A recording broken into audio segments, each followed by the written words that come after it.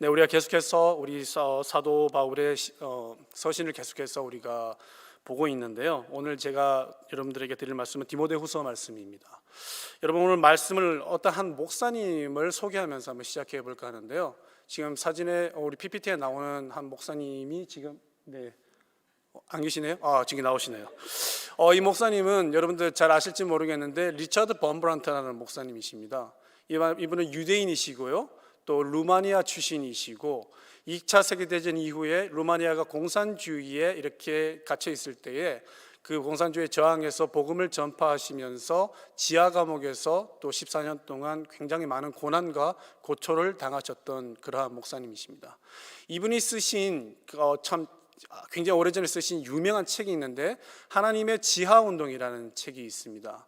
그 하나님의 지하운동이라는 책을 제가 고등학교 다닐 때 저희 고등학교 영어 선생님께서 그거를 번역하셨어요. 그리고 그걸 출판하셨어요. 그래서 그 번역하신 그거를 인연을 통해 가지고 범브란트 목사님이 제가 다니던 고등학교에 실제로 오신 적이 있어요. 그래서 저희들에게 말씀을 전파하시고 또 일종의 집회를 가졌던 적이 있습니다. 고등학생이었던 제가 이분의 말씀을 들으면서 굉장히 놀랐던 것이 뭐냐면은 이분이 14년 동안 굉장히 많은 고난과 고초를 받으시고 굉장히 힘든 그러한 인생을 사셨던 분인데 그 말씀 가운데서 너무나 이분이 전하시는 그분의 표정이나 그분의 모든 말씀들이 너무나 기쁨으로 가득 차 있는 거예요. 그분의 모습 속에서 그 어떠한 그런 고난의 모습을 찾을 수가 없고요. 너무나 기쁨과 즐거움만이 그분의 말씀 속에 있는 것이었습니다.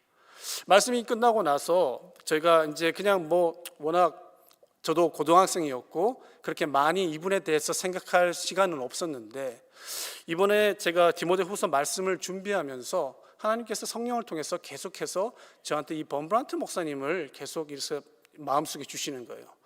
범브란트 목사님의 삶을 다시 한번 조명해 볼 수 있는 그러한 마음을 하나님께서 계속 주셔서 제가 이번에 범브란트 목사님의 삶을 다시 한번 돌아봤습니다. 근데 이분이 젊었을 때는 굉장히 무신론자셨다고 합니다.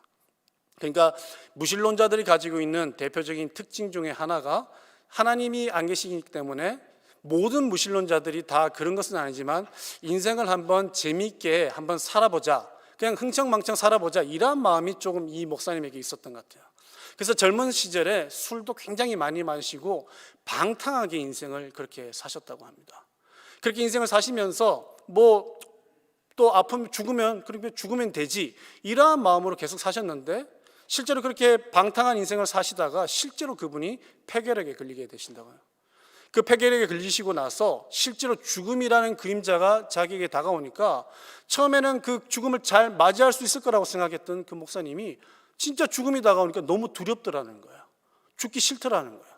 그러면서 자기가 어렸을 때 그래도 왔다 갔다 하면서 마주쳤던 교회에서 들었던 하나님이라는 존재를 그분이 점점 생각하게 되는 거예요. 이 하나님이 정말 계시다면은 하나님, 제가 정말 죽고 싶지 않으니까 저 좀 살려주십시오라고 하면서 점점 하나님을 찾게 되기 시작했습니다. 그런 그분에게 정말 그분의 삶을 완전히 변화시키는 일이 발생하는데 그분에게 어떤 분이 성경을 선물해 주신 거예요.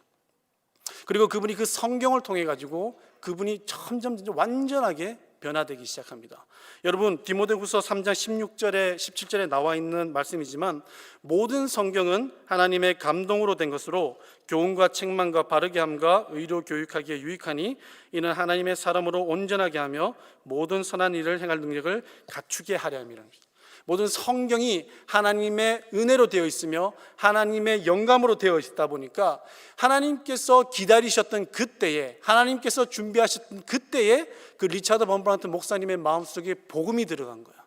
하나님이 준비하신 그 계획에 맞춰서 목사님에게 복음이 들어가니까 이분의 삶이 완전히 변화가 되고요. 무신론자여서 죽음이 두려웠던 그분에게 더 이상 죽음이 두렵지 않고 그 공산치하에 2차 세계대전 이후에 로마니아를 가득 차고 있던 공산주의에 대항해서 복음을 전할 수 있는 담대함을 주셨다는 것입니다. 이를 통해 가지고 이분이 결국은 지하 감옥에, 루마니아의 그 지하 구청에 있는 지하 감옥에 갇혀 들어가시게 되고요. 거기서 14년 동안 빛도 보지 못하고 어마어마한 고초를 당하셨다고 합니다. 그 척추 뼈가 부러지고요, 살갗이 찢어지고 칼로 찔러가지고 피범벅이 될 뿐만 아니라 물고문을 당해가지고 위가 터질 것 같은 그러한 어마어마한 고문들을 그분이 다 당하셨다고 합니다. 그럼에도 불구하고 그분이 그 고문이 하나도 무섭지가 않더라는 거예요. 그리고 그럼에도 불구하고 그분이 그 고문 속에서도 하나님의 복음을 전할 수 있는 용기와 담대함을 주님께서 계속해서 주시더라는 겁니다. 이를 통해서 그분이 계속해서 그 지하 감옥에서, 빛도 들어오지 않는 지하 감옥에서 계속해서 복음을 전파합니다. 여러분, 정말 아이러니하지 않습니까? 무신론자였던 사람이, 정말 죽음이 두려웠던 사람이 복음이 들어가니까 죽음이 두렵지 않고 그 어떠한 고초와 고난도 두렵지 않는 담대함으로 변화시키는 그 복음. 여러분, 그 복음이 도대체 무엇이기에 그 사람 범브란트 목사님뿐만 아니라 죄인의 괴수라고 자기 자신을 표현하는 사도 바울을 변화시키시고 초대교회의 그런 어마어마한 부흥의 역사를 일으키는 그러한 사람으로 주님께서 사용하실까? 과연 그 복음 안에 무엇이 있기에 하나님께서 이렇게 사람들을 변화시키실까? 여러분, 그것이 너무나 궁금하지 않으십니까? 오늘 우리가 나누는 디모데 후서는 디모데 전서, 디도서와 함께 사도 바울의 목회 서신으로 불립니다. 디모데 전서가 사역자로서의 목회 방향성과 교리, 직분자들의 조건 등을 가르치고 있다면 디모데 후서는 상당히 감성적인 부분이 강합니다. 복음을 위한 인내와 그의 마지막 가르침이자 가장 개인적인 서신에 가깝습니다. 사도 바울이 총 13편의 서신을 썼는데요, 이 13편의 서신 중에서 디모데 후서가 그가 기록한 가장 마지막 편지로 알려져 있습니다. 그래서 또 다른 표현으로는 이 디모데 후서를 사도 바울의 목회의 유언이라고도 할 수 있을 것 같아요. 그는 다른 어떤 서신서에서보다 자신의 개인적 감성과 처지, 복음에 대한 확신과 당부를 이 디모데 후서를 통해서 기록하고 있습니다. 지금 로마의 감옥에 2차로 투옥되어 있는 사도 바울은 본인 스스로가 지금 이제는 살아서 나가지 못한다는 것을 알고 있는 것 같아요. 오늘 우리가 읽은 본문은 아니지만 디모데후서 4장 6절에 보면은 내가 전자와 같이 내가 부어지고 나의 떠날 시간이 가까웠다고 고백하고 있습니다. 그리고 7절에 보면 나는 나의 달려갈 길을 마치고라고 고백하고 있습니다. 사도 바울 스스로가 지금 이제 이 감옥에 갇혀서 이제 더 이상 나오지 못할 것이라는 것을 알고 있는 거예요. 나오지 못할 뿐만 아니라 자기에게 이제 곧 사형 선고가 내려지고 죽음을 당할 것이라는 것을 사도 바울 스스로가 지금 알고 있습니다. 그럼에도 불구하고 자기이 그렇게 강조하는 것은 뭐냐 하면은 그럼에도 불구하고 내가 믿음을 지켰다라는 것을 사도 바울이 이 서신서를 통해서 강조하고 있어요. 왜 그러한 말을 지금 사도 바울이 굳이 이렇게 할까요? 지금 이 서신서는 분명히 디모데에게 전하는 것입니다. 지금 우리가 이것을 이해하기 위해서는 디모데의 상황을 알아볼 필요가 있어요. 디모데는 지금 에베소 교회에서 지금 사역을 하고 있습니다. 사도 바울의 뒤를 이어서 에베소에서 사역을 하고 있는데 그의 마음이 지금 굉장히 많이 심란해져 있는 것 같아요. 목회 활동을 하면서 지금 지쳐 있는 것 같아요. 그런 지쳐 있는 디모데의 마음을 우리가 어디서 알 수 있을까요? 오늘 본문 1장 7절에 보면은 그가 이렇게 말씀을 시작합니다. 하나님에게 우리에게 주신 것은 두려워하는 마음이 아니니. 디모데가 두려워하고 있다라는 거예요. 디모데가 뭔가가 마음이 편치 않다라는 것입니다. 그 당시 때 로마 상황이 굉장히 어수선하다는 것이 또 그 영향을 미쳤을 것입니다. 여러분, 로마라는 사회 너무 잘 아시겠지만 로마는 싸움을 진짜 잘하잖아요.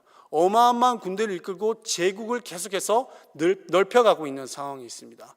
그러한 로마는 정말 강력한 법제와 사회 제도들을 잘 정비해가지고 참 나라들을 계속 부강하게 넓혀가고 있었지만은 로마는 한 가지 부족한 점이 바로 문화가 부족했어요. 그래서 그 당시 때 정말 찬란했던 헬레니즘 문화를 가지고 있는 그리스 문화를 로마의 문화가 받아들입니다. 그래서 이 문화를 우리가 뭐라고 부르냐면은 그레코 로만이라고 부르는 거예요. 그레코 로만 문화가 가지고 있는 특징 중에 하나가 무엇입니까? 그것은 바로 다신을 인정한다는 거예요. 여러 신들을 가지고 있는 것을 인정하고 다들 관용적으로 받아들인다는 것입니다. 그러나 한 가지 절대 용납하지 못하는 것 한 가지가 있는데 그것이 뭐냐면 로마 황제를 숭배하는 것을 거부하는 것을 로마는 절대 용납하지 않습니다. 그뿐만 아니라 로마 황제의 권위에 도전하는 것조차도 로마 황제의 그 당시 때 그레코 로만 문화는 절대 용납하지 않는 거예요. 그 대신 다른 신들의 그 당시 때 그리스 로마 신에 얼마나 많은 잡신들이 존재했습니까? 그러한 잡신들을 다 인정하는 거예요. 그들이 다 들어와도 된다는 거예요. 그 안에서 기독교가 그냥 그렇게 확장세를 가지고 분포되고 있었던 거예요. 그런데 이란 가운데 기독교 순교 역사의 큰 전환점이 되는 사건이 발생하는데 그것이 바로 로마의 대화재입니다. 거대한 로마라는 제국의 수도인 로마에 어마어마한 불이 난 거예요. 6박 7일 동안 불이 났다고 전해집니다. 거의 일주일 동안 불이 나는데 진압을 못하는 거예요. 그 당시 때 모든 건물들이 목조 건물들이다 보니까 다 타버리는 겁니다. 로마의 3분의 2가 완전히 소멸되었을 정도로 로마가 완전히 불에 탔습니다.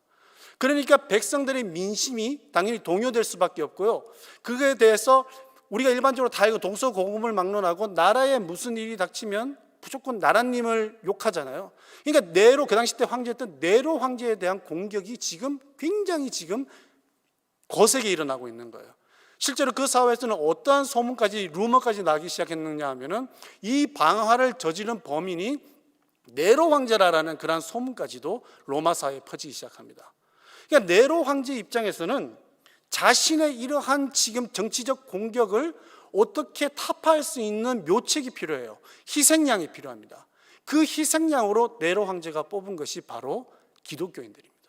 그 당시 때 유대교의 그냥 작은 분파로만 여겼던 기독교가 어마어마한 확장세를 가지고 전도와 1차 전도와 2차 전도, 3차 전도를 통해서 온 나라를 향하여, 온 제국을 향하여 지금 전도되고 있고 확산되고 있는 거예요. 그런데 기독교가 가지고 있는 우리의 정말 변하지 않는 유일한 진리, 그것이 무엇이겠습니까? 하나님이 세상을 창조하신 분이며 하나님만이 모든 종기와 우리의 경배를 받으시기에 합당하신 분이라는 것이 우리가 가지고 있는 진리잖아요. 그리고 예수 그리스도만이 우리의 길이요 진리요 생명이라는 그 진리, 그것을 우리가 절대 바꿀 수 없는 것이잖아요. 근데 그러한 진리를 그 초대교회의 우리의 선배들도 그대로 가지고 있었던 거예요. 그러니까 네로 입장에서는 가장 공격하기 편한 것이 바로 기독교인 것입니다. 그때부터 기독교에 어마어마한 탄압이 시작됩니다. 너무나 많은 사람들이 그 밤에 화형을 당하고요, 굶주린 맹수들에게 콜로세움에서 이 많은 기독교 우리 선배들이 다 던져지고 그렇게 잔인하게 죽음을 맞이합니다. 그럼에도 그들이 복음을 위하여 자신들의 신념을 꺾지 않는 그런 믿음을 보여줍니다. 근데 그러한 사회적 분위기, 로마의 사회적 분위기가 지금 에베소에 있는 디모데에게 전달되는 거예요. 그러니까 에베소에 있는 디모데 입장에서는 로마에서는 사람들이 죽어난다는 소문이 나고 점점 자신의 사역 가운데서도 자기가 영적으로 점점 힘들어지고 있는 상황이 발생하다 보니까 디모데가 점점 두려워하는 마음이 계속 생기기 시작하는 것입니다. 그런 디모데에게 사도 바울이 정말로 말하는 거예요. 두려워하지 마라. 그리고 8절에 뭐라고 말씀하십니까? 오직 하나님의 능력을 따라 복음과 함께 고난을 받으라 그럽니다. 두려워하지 말라 그러면서 사도 바울이 덧붙여 가지고 또 위로해 주시는 말씀이 복음과 함께 고난을 받으라 그럽니다. 여러분, 이걸 잠 들어보면은 이게 진짜 위로인가 하는 생각이 들지 않습니까? 너무나 마음이 지금 두려워 가지고 떨고 있는 사람에게 복음과 함께 고난을 받으라. 여러분, 우리 성도님 중에서 정말 힘든 가운데 있는데 그것을 어떤 사역자분들이나 친구들에게, 믿음의 친구들에게 그것을 서로 나누고 위로를 요하는데 그 위로가 복음과 함께 고난을 받으세요 그러면 여러분, 그것이 어떻게 여러분들에게 다가오세요? 우리 중고등부 친구들, 전사님한테 뭔가를 참 많이 상의를 하는데 전사님이 여러분들의 힘듦을 잘 듣지는 못하고 여러분들 복음과 함께 고난을 받으세요 그러면 여러분들 그걸 어떻게 받아들이세요? 그게 잘 받아들여지세요? 네, 맞아요. 그게 잘 안 받아들여지는 게 맞는 것일 거예요. 그런데 중요한 것은 사도 바울이 그 앞에 대단한 전제를 앞에 걸어놓습니다. 그것이 뭐예요? 그냥 복음과 함께 고난을 받으라는 것이 아닙니다. 그 복음 안에 거하시는 그게 무엇일까요? 오직 하나님의 능력을 따라서 복음과 함께 고난을 받으라는 거예요. 우리의 인간의 생각과 우리의 인간의 능력과 인간의 참을성을 가지고 고난을 받는 거 물론 우리 그렇게 한번 동참할 수는 있을 거예요. 그러나 그것이 계속해서 다가오는 고난 앞에서 그것이 우리를 지켜주고 결코 나의 의지만으로 그것을 타파할 수 없다는 것을 사도 바울이 알고 있는 것입니다. 그렇기 때문에 하나님의 능력을 체험해봤고 하나님의 어마어마한 그러한 도우심을 체험해봤던 사도 바울이 하나님의 능력을 따라서 그 하나님께서 얼마나 위대하신 분인지를 알고 그 능력과 함께 복음과 함께 고난을 받으라 하시는 것입니다. 우리가 먼저 복음과 함께 고난을 받기 위해서는 하나님이 누구신지를 여러분들 우리가 먼저 잘 알아야 합니다. 우리는 때로 하나님을 믿노라 그렇게 말은 하지만은 우리 하나님이 어떤 분인지 잘 알지 못하고 있는 것 같아요. 우리 하나님이 얼마나 위대하신 분이고 우리 하나님이 얼마나 능력이 대단하신 분이신지를 우리가 알지 못하고 그냥 주님 믿습니다, 그냥 주님 우리 하나님께서 나를 창조하시는 거 그냥 믿습니다 이렇게 나아가는 경향이 너무나 많습니다. 여러분, 우리 하나님께서 얼마나 대단하세요? 말씀으로 세상을 창조하셨을 뿐만 아니라 지금도 하나님께서 그의 긍휼의 손으로 이 우주 만물을 주님께서 다스리고 계실 뿐만 아니라 그 미세한 하나하나까지도 지금 주님께서 다 만지고 계시고 있습니다. 그 하나님의 위대함을 우리가 깨닫고요, 우리의 연약함을 깨달았을 때 그때 진짜로 우리가 하나님의 능력을 우리가 새삼 알 수 있게 될 것입니다. 여러분, 이스라엘 백성들이 애굽에서 하나님의 구원을 하심을 받을 수 있었던 것은 그들이 하나님께서 보여주신 10가지 재앙을 통해서 그분의 능력을 그 사람들이 봤던 것입니다. 그 능력을 보았고 그 능력을 통해서 그들이 애굽에서 탈출하여 가지고 이제 가나안 땅으로 가는 거예요. 그런데 그것을 가는 도중에 바로 앞에 홍해를 만나게 됩니다. 이제 하나님께서 구원하셔가지고 지금 가고 있는데 나오자마자 바로 홍해가 자신들 앞을 막고 있는 거예요. 그리고 그 뒤에는 지금 바로의 군사들이 지금 쫓아오고 있다는 것입니다. 그러니까 이스라엘 백성들이 비단 며칠 전에 하나님의 능력을 봤잖아요. 며칠 전에 하나님께서 10가지 재앙을 통해서 보여주시는 하나님의 능력을 봤음에도 불구하고 그 사람들이 하나님을 다 잊어버리게 됩니다. 그리고서는 다 똑같이 모세에게 불평과 불만을 그 자리에서 쏟아냅니다. 또 누가 그 하나님의 권능을 바로 잊어버립니까? 바로 또한 하나님의 능력을 바로 잊어버립니다. 바로가 바로 잊어버려요. 얼마나 머리가 나쁘면은 자기가 그렇게 많은 그러한 고통을 당했고 자기가 그렇게 하나님의 능력을 체험했음에도 불구하고 그걸 잊어버리고 지금 이스라엘 백성들을 잡겠다고 쫓아오고 있습니다. 그런 가운데 모세가 이스라엘 백성들에게 뭐라고 말씀하십니까? 모세가 백성에게 이르되 너희는 두려워 말고 가만히 서서 여호와께서 오늘 너희를 위하여 행하시는 구원을 보라. 너희가 오늘 본 애굽 사람을 영원히 다시 보지 아니하리라. 여호와께서 너희를 위하여 싸우시리니 너희는 가만히 있을지니라. 여러분, 우리의 힘과 우리의 능력으로 우리의 대적들을 향해서 싸울 수 있는 것이 아닙니다. 우리의 능력으로 싸우면 우리는 넘어질 수밖에 없습니다. 그러나 우리를 위해서 싸우시는 하나님의 능력을 바라보고 그 하나님의 능력을 의지할 때만이 우리가 진짜로 우리가 가운데 있는 고난과 그 어려움을 우리가 이겨낼 수 있다는 것입니다. 여러분, 하나님의 능력을 따라 복음과 함께 고난을 받으라는 이 말씀이 오직 사역자와 죽음의 핍박과 박해가 있었던 초대 기독교인들에게만 이것이 해당되겠습니까? 이 말씀은 오늘 우리가 살고 있는 교회 사역을 하고 있는 공동체 사역을 하고 있는 우리 모두에게 해당되는 말씀일 것입니다. 우리는 교회 사역 가운데 얼마나 많은 고난이 우리 앞에 있습니까? 우리가 특히나 교회의 리더로 특히나 수요 예배에 여기 오신 분들은 더 많은 믿음을 가지고 이곳에 오셨는데 교회의 리더로 설면 설수록 앞에 서서 하나님을 더 찬양하면 찬양할수록 수수께끼같이 풀리지 않는 인생의 어려운 일들이 다가올 수 있지 않아요? 그것이 우리 가운데 발생할 수 있잖아요. 예수님 잘 믿는다고 해가지고 우리가 항상 기쁜 인생을 사는 것은 아니잖아요. 그러므로 인해 가지고 많은 사람들이 예수를 잘 믿는 우리가 고난을 받으면은 안 좋은 일이 발생하면 뭐라고 우리를 가르칩니까? 교회 안팎에서 때로는 우리 동역자들뿐만 아니라 교회 밖에서 예수 그렇게 잘 믿더니 아니 예수밖에 없다고 그렇게 잘 생각하더니 결국은 저 꼴 났네? 이렇게 우리를 너무나 힘들게 하는 그런 말들, 우리를 정죄하는 그런 말들이 얼마나 우리 인생 가운데 우리 교회 생활 가운데 얼마나 많이 발생합니까? 근데 그때마다 그것을 우리를 어떻게 만듭니까? 그 말을 통해서 우리가 복음을 부끄러워하게 만드는 거예요. 그러한 말들이 내가 예수님을 믿는다는 그 사실 자체를 부끄럽게 만들 수 있다는 것입니다.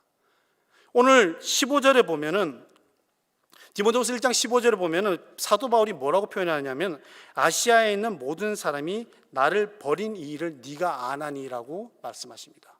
그러니까 사도 바울이 일평생 복음을 전하고 정말 하나님의 말씀을 위하여 정말 자신의 모든 것을 던졌을 뿐만 아니라 많은 교회를 세우고 그 안에서 전도하며 사람들을 이끌어냈음에도 불구하고 지금 그의 말로가 지금 감옥에 갇혀 있을 뿐만 아니라 이제 죽음을 앞에 두고 있다라는 그 사실 자체가 많은 같이 동역했던 많은 사람들이 사도 바울을 부끄러워하기 시작했다는 거예요.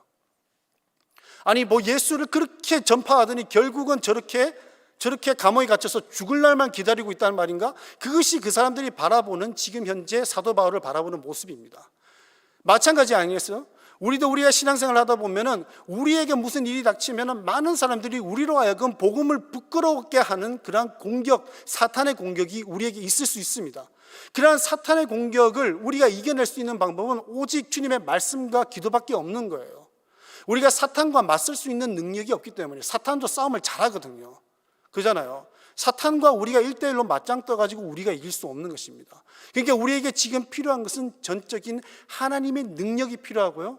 하나님의 능력은 결국 하나님께서 주신 말씀과 기도를 통해서만이 우리가 찾을 수 있다는 것입니다. 너무 원론적인 말일 수는 있습니다. 뻔할 뻔짜지 말씀을 통해서 하나님의 능력을 찾고 기도를 통해서 하나님의 능력을 찾고 당연히 그것이 뻔할 뻔짜인 말이지만 여러분 그게 진리라는 거예요. 어쩔 수 없는 진리라는 거예요. 우리 아까 말씀에서 봤던 것처럼 범브란트 목사님을 이끌어 주셨던 그 말씀, 하나님의 말씀이 온전히 영으로 되어 있으며 그 말씀은 우리를 바르게 교훈할 뿐만 아니라 우리를 선한 길로 인도하다는 그 말씀 외에는 우리가 하나님께 정말 가까이 그리고 그 모든 고난과 고초를 이겨낼 수 있는 방법이 없기 때문입니다.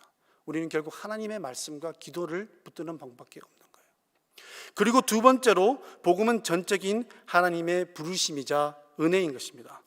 오늘 본문 9절에 보면은 하나님이 우리를 구원하사 거룩하신 소명으로 부르심은 우리의 행위대로 하심이 아니요 오직 자기의 뜻과 영원 전부터 그리스도 예수 안에서 우리에게 주신 은혜대로 하심이라고 말씀하십니다. 여러분 복음이 뭡니까? 영어로 가스펠이라고 하고 굿뉴스라고 하잖아요. 좋은 소식, 기쁨의 소식. 이 복음을 조금만 우리가 길게 한번 펼쳐보면은 일반적으로 복음을 정의할 때 구원으로 임하게 하는 새로운 길이라고 우리가 정의할 수 있을 것이에요. 그런데 그 구원으로 인하는 새로운 길에 우리의 능력과 우리의 행위로 그 구원의 길로 들어갈 수 있는 것이 아니라 하나님께서 정말 우리에게 주시는 그것은 부르심이자 그것은 축복이라는 것이에요. 우리의 행위와 우리의 능력으로 나아갈 수 있는 것이 아니라는 것입니다. 그 새 길은 그러면 그 새 길이 말고 옛날에 옛길도 있었겠죠. 그 옛길이 과연 무엇일까요? 그 옛길이 바로 아마 율법일 거예요. 율법은 철저하게 우리의 행위를 요구합니다. 우리의 그런 노력을 요구합니다. 그러나 우리가 사도 바울이 너무나 많이 우리에게 설명해 준 것처럼 율법을 우리가 아무리 노력하고 따르려고 노력해도 우리의 죄성만을 드러낼 뿐이며 우리가 절대 율법을 다 따를 수 없다는 것을 우리가 다 알고 있잖아요. 그래서 하나님께서 그러한 어려움에 처해 있는 우리들을 위해서 하나님께서 새로운 복음, 새로운 길, 그 복음을 주셨는데 다시 말해서 그 복음은 결코 우리로 인해서 우리가 만들어낸 것이 아니라 전적인 하나님의 은혜라는 것입니다. 그렇기 때문에 오늘 우리가 사도 바울이 말한 것처럼 우리가 사도로 세워지고 교사로 세워지고 선포자로 세워진 이 자체가 우리가 잘해서 그 자리에 서게 세워진 것도 아니며 우리가 이 자리에 서게 된 것도 아니며 온전히 하나님의 은혜로 이루어진 것이라는 것입니다. 우리 오늘 본 한인교회에서도 우리가 얼마나 지금 찬양팀으로 하나님께서 우리를 세워주셨고요, 하나님께서 우리를 성가대로 세워주셨고 촌장으로 세워주셨고 각 부서마다의 각 처소마다 하나님께서 귀한 위치에 우리를 세워주셨습니다. 그런데 그것을 우리가 만약에 내가 너무 잘했기 때문에, 내가 능력이 있기 때문에, 내가 잘하기 때문이라고 생각한다면요, 그 생각을 하고 있는 그 교만함 속에서 조금만한 고초와 고난만 다가와도 우리는 그것을 다 잊어버리고 아마 모든 것을 자포자기할 수 있는 그런 연약한 인간입니다. 그러나 우리를 세우신 이 자리에, 우리가 지금 이 자리에 서 있는 자체가 말씀을 전하는 자로, 찬양을 전하는 자로, 그다음에 성령을 말씀을 또 가르치는 자로 세우신 이가 우리 하나님이시며 우리 하나님께서 우리를 이끄신다라는 것을 우리가 안다면은 우리는 결코 교만할 수 없으며 우리는 결코 우리의 의를 드러낼 수 없다는 것입니다. 그 복음에는 전적으로 하나님의 은혜가 들어있다는 거예요. 우리의 의가 들어있는 것이 아니라, 우리의 능력이 들어있는 것이 아니라 하나님의 은혜가 그 복음 안에 들어있기 때문입니다. 여러분, 그리고 나서 우리가 또 알아야 될 것은 그 복음 안에는 하나님의 어마어마한 성품이 그 안에 또 들어있습니다. 오늘 사도 바울은 12절에서 뭐라고 말씀하십니까? 이로 말미암아 내가 이 고난을 받되 부끄러워하지 아니함은 내가 믿는 자를 내가 알고 또한 내가 의탁한 것을 그날까지 그가 능히 지키실 줄을 확신함이라고 말씀하십니다. 사도 바울은 자기가 지금 믿고 있는 하나님이 어떤 분이신지를 너무나 잘 알고 있는 거예요. 우리가 믿는 분이 누군지도 모르고 그냥 신앙생활을 하다 보면은, 그분이 가지고 있는 성품을 모른 채 우리가 신앙생활을 하다 보면은 우리가 너무나 자기의 만족을 위한 신앙생활을 할 수가 있다는 것입니다.